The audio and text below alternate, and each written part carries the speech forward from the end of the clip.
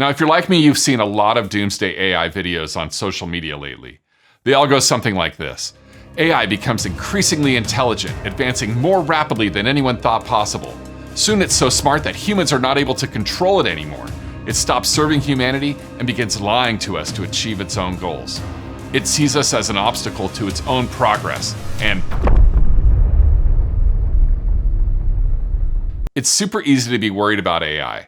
I normally see myself as a fairly emotionally stable person, but lately I found myself going through wild swings in a day, from being excited about all the possibilities and opportunities that AI presents, and then realizing that things are changing so fast that there is very little hope of me keeping up.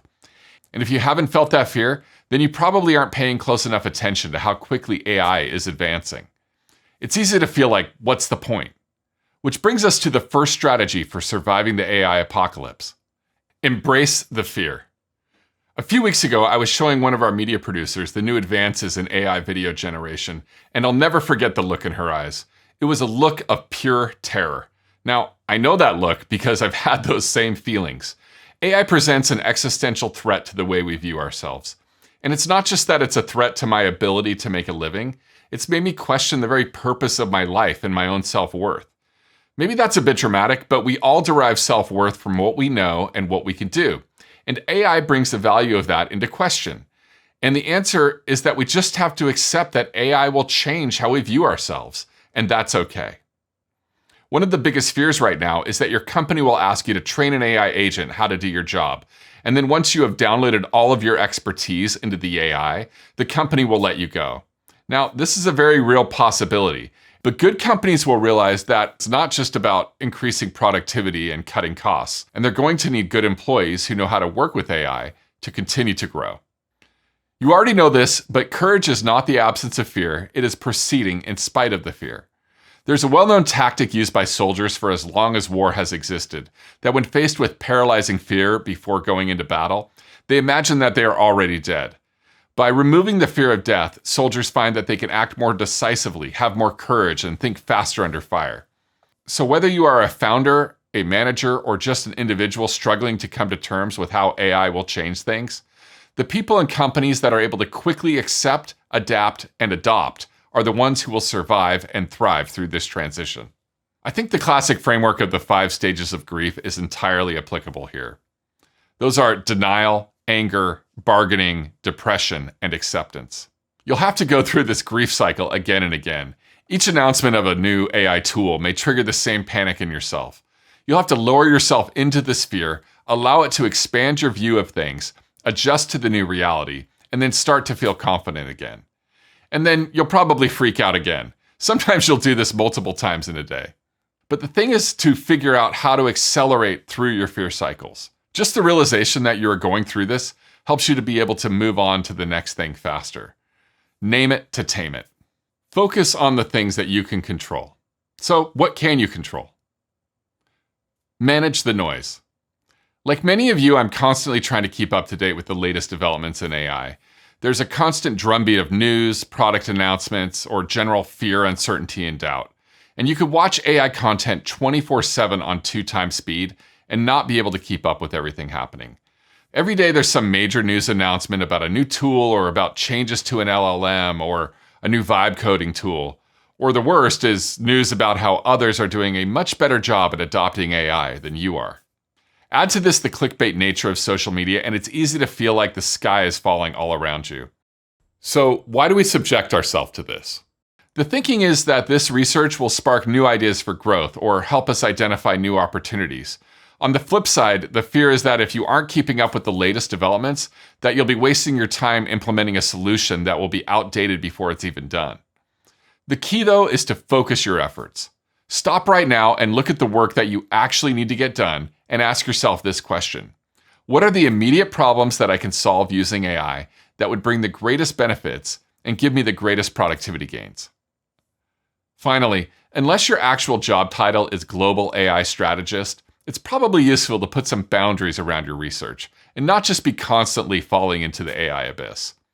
You're going to waste a lot of time that way, and time is your most important asset. Which brings us to the next strategy for surviving the AI apocalypse. Manage your time. The pace of change and the importance of changing means that you don't have time to waste. Modern life is full of distractions, and I think if we're honest with ourselves, we'll realize that we waste a lot of time that could be put to better use. Ditch the multitasking. Do one thing at a time. Deep focus beats juggling tasks. Set aside specific times each week when you will catch up on AI news and developments, test new tools, and talk about AI with colleagues and friends. Remember that learning can feel like planting seeds in the dark, and growth isn't always visible day to day. Trust that even a small amount of time learning each week will add up to great gains over the course of a year. Consistency outperforms intensity. And the next survival tip is closely related, and that is strategically gain knowledge. Don't let learning happen haphazardly. You need to identify sources of information and make a learning plan. First, find a few newsletters or podcasts or other creators that resonate with you. I'll put links to a few of the sources that I've come to trust in the description below. Like and subscribe while you're down there. I think online courses can be a valuable resource to learn the basics, but just remember that industry developments make it hard for any set course to stay current. Next, set systems for learning, not goals for learning. As we mentioned before, set aside a few hours weekly for effortful study. Group tasks in order to stay focused. I like to listen to everything on 2x speed and take notes. And don't sleep on the note-taking. Taking notes and writing action items is a critical part of retaining knowledge and will be key to your AI growth. I also like to paste links into my notes so I can recall where I learned something, in case I want to go back to it or share it with one of our employees. Next, sign up for free versions of all the major tools, and sign up for paid versions if you can afford them. Use several tools to accomplish the same task. It's easy to copy and paste a prompt into more than one LLM, and I find it's useful to understand the differences between them. Even if in the past you have found one tool to be better for a specific task, retest the other tools periodically to see how they are progressing. Nothing is static in this environment. Once you have accumulated these subscriptions, strategically plan on using the new tools to accomplish tasks you need to do anyway. Most importantly, remember that it is still very early in the AI revolution. Despite how it might feel, you are not too late. If you are watching this video, then you are someone who is seeking learning and growth, which already puts you in a great position to compete in the future market.